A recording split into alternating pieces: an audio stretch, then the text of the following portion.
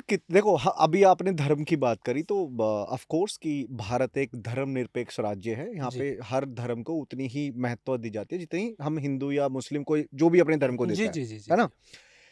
लेकिन लाल किताब को उर्दू में ही क्यों लिखा गया सबसे पहले?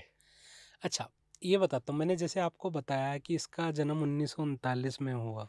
हुँ, तो 1939 में पंजाब और पाकिस्तान एक ही था, हुँ, ठीक है?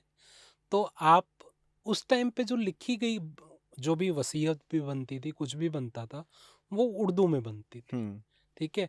तो जिन्होंने इसको लिखा वो उर्दू भाषा ज़्यादा जानते थे, अच्छा। इसलिए उसको उर्दू में लिखा गया और उस टाइम चलती भी उर्दू ही थी ज़्यादा। पंजाबी उर्दू और फ़ारसी वगैरह भी लेते थे, तो कोई ना कोई उनका साथ देने वाला फ़ारसी भी रहा होगा कि लिखने में। पर कहते हैं कि कुदरत ने आकर उस टाइम इनको खुद लिखवाई थी। ओके। मतलब आज एक तरह से हाँ, उनके कान में भविष्यवाणी होती थी, वो लिखते जाते थे। ठीक है। अब राइट। आ जाते हैं आपकी बात पे कि लाल किताब इतनी फ़ेमस क्यों है? जी। लाल की किताब इसलिए फ़ेमस है क्योंकि जो इसके उपाय हैं बड़े सरल हैं। हुँ, सरल इस तरह से है कि मतलब जैसे जैसे मैंने आपको बताया कि लाल किताब में परहेज़ ही परहेज़ है। हम परहेज़ करते रहें। अब इंसान बीमार हुआ तो कहाँ जाता है? डॉक्टर के पास। डॉक्टर क्या कहता है कि भैया ये दवाई खा लेना। दवाई खाने के बाद साथ में आपको जो है, जैसे खांसी की बीमारी है तो दही का परहेज़ रखना, ठंडी चीज़ों का परहेज़ रखना, बोलते ही है ना? तो उसी तरह से हम यहाँ पर जब उपाय कराते हैं तो साथ में उपायों के साथ ये बताते हैं कि आपको ये करना चाहिए, ये नहीं करना चाहिए।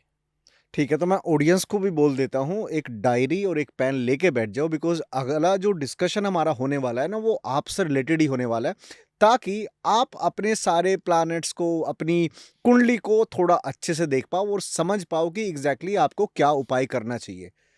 जी, क्यों सर? बिल्कुल, बिल्कुल, बिल्कुल।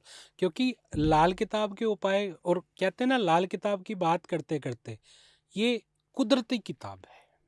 ये हुँ, कुदरती किताब है और इसमें ख़ासियत क्या होती है कि लाल किताब का एस्ट्रोलॉजर कहीं पे लाल किताब की बात कर रहा होता है ना, तो लाल किताब में इंसान खुद नहीं आता। लाल किताब अपना बंदा खुद चुनती है और वो उसके मुँह से कब क्या निकलवाना चाहती है, किसी को नहीं पता। तो आपने बिल्कुल सही कहा कि कॉपी और पेन लेकर बैठ जाएँ, हुँ, तो वो आपके मतलब की चीज़ इस प्रोग्राम के किस टाइम पर, किस समय पे आ जाए, पता नहीं लगता। पता ही नहीं लगता। सबसे पहला मेरा सवाल ये है, क्या लाल किताब सच में एक मनुष्य का पूरा जीवन बदल सकती है, सक्षम डेफ़िनेटली है? देखो, बिल्कुल बदल सकती है। अब आपकी कुंडली में योग ऐसे हैं कि आप, सबसे पहली बात तो लाल किताब में एक बड़ी अच्छी चीज़ है जिसे बोलते हैं किस्मत का ग्रह। किस्मत का ग्रहण, ग्रहण। ग्रह, ग्रह, नॉट ओके, ग्रहण, हाँ, किस्मत का ग्रह। किस्मत का ग्रह। अब ग्रह क्या मतलब, हमें कैसे पता लगे हमारी किस्मत का ग्रह कौन-सा है? हुँ, ये सबसे इम्पोर्टेंट बात है। बिल्कुल है।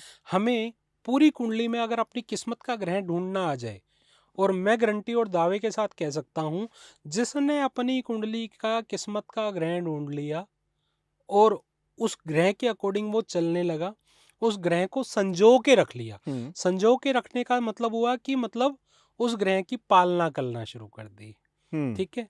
उस ग्रह के अकॉर्डिंग चलने लगा। तो रिक्शा वाला भी गरीब से गरीब अमीर ना हो जाए तो मुझे बता देना। और वो ग्रह कौन-सा है? वो ग्रह ढूँढना पड़ता है, हर किसी का अलग-अलग बनता है।